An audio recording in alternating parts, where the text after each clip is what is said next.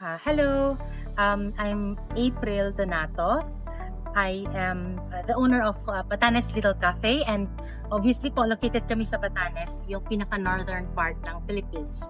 And I had my training Coffee Entrepreneurship Masterclass Level 1 with the Philippine Coffee and Barista Institute before ako nag-open ng cafe 2 years ago. Tapos, before that, I had my basic barista training sa ibang training center. And I felt that I needed more in-depth lessons at saka operations on how I can operate my coffee shop. Kasi syempre, wala naman akong background sa pagiging barista. So it's all about passion. And I wanted to create something na nasa dream ko na matagal na dito sa Batanes that never existed. So ang ginawa ko, nag-start na ako, ganyan. Pero sabi ko, upon finalization ng plan, I need to ensure na alam ko kung ano yung pinapasukan ko.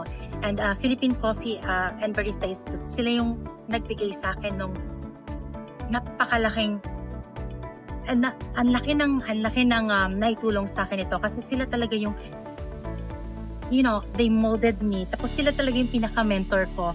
And now, lahat-lahat, like choosing yung machine mo, tapos paano yung lahat, like totally 100% ng pag-ooperate and how you do your accounts, ano yung mga dapat na mga trainings na attendan mo. Tapos it also helped me na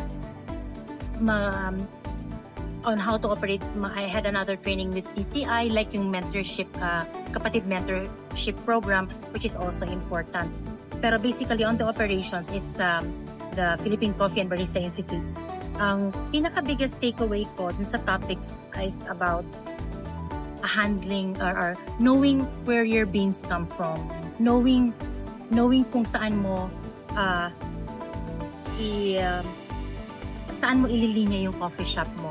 Kasi ang daming mga waves ng ang dami dyan nagpa-pop up na lang. But you have to know kung sino yung target market mo, sino yung mga competitors mo, and saan mo ililinya yung coffee shop mo.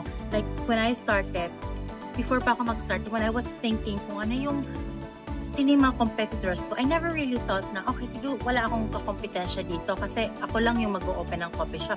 But upon doing yung studies ko, tsaka upon doing my business plan, dun ko nakita na lahat pala sa area mo, kakompetensya mo. So you actually have to ensure na lahat ng tao, kailangan mo siyang makater. Tapos syempre, choosing yung supplies mo. Ako, I opted for talagang kahit mahal yung beans na ginagamit ko, I ensured na ang ginagamit ko is single origin na Arabica. So, ang laking tulong sa akin na binigay ng school yung list ng mga suppliers nila because nung naghahanap ako ng suppliers before pa ako mag-open, ang hirap ko silang kontakin because wala akong, like, I cannot say who recommended me. And especially yung mga farmers na to, they're very careful kung kanino nila ibibigay, who are they selling the beans to. So nung natapos ko yung kurso, yung supplier ko, I reconnected with them and I told them na eto na yung coffee shop ko. So ako yung kumontak sa inyo parang 2 years ago. I never got a response, pero ito na yung coffee shop ko na dito ko sa Batanes itatayo, and I had my masterclass sa Philippine Philippine Coffee and Barista Institute. Tapos you're one of the suppliers ng mga beans.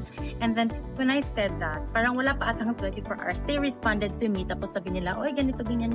And then now, sila yung suppliers ko ng coffee. Napakalaking and I would really, really recommend that if you're looking into a more depth of lahat, nandun na siya lahat lahat. You take the class with the Philippine Coffee and Barista Institute. Napakalaking tulong nila sa isang startup na katulad ko and sa isang I'm a sole owner and it's so hard for me na parang wala akong mahinga ng tulong. And for them na nandyan lang sila, like I can message them if I need anything. Ang dali-dali lang nilang mag-response sa'yo.